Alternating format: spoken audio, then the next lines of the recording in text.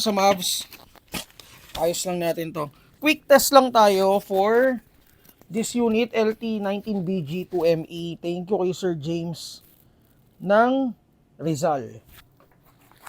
Okay guys, eto siya. Price nito is 9,700. Pero since CC payment si sir or credit card payment, naging ano siya, 10,200. Makikita nyo to guys sa Google Drive natin under the budget meal folder. Lancer Tactical G2ME, 19B G2ME. Full metal siya, metal front assembly na key mod. Ayan. May rail adapter na siya. Ano lang tayo, quick vid lang tayo.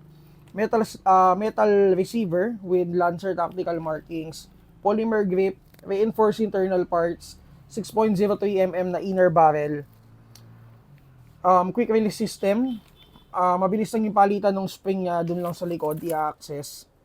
And then naka butterfly swivel na rin siya in crane stock version 1. Kasama yung case and BBs. May kasama na rin ito, sights, front and rear sights, folding sights, cleaning rod, and then may magazine na 300 rounds capacity, metal magazine. Nakaano na rin pala siya guys, flat trigger or speed trigger, and then naka rotary type chamber, Lancer Tactical brand.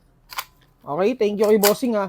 So para doon sa mga gusto magpa COD, mag-PM lang kayo sa page natin, gagawa natin ang link yan. And kung may mga tanong kayo regarding this unit, PM lang kayo sa page.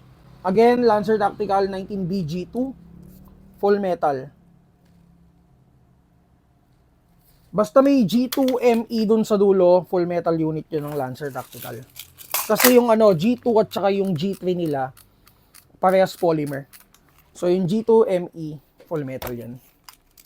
Tara test natin. By the way, again, shoutout kay bossing ha. Ayan. Check nyo na lang guys yung chrono.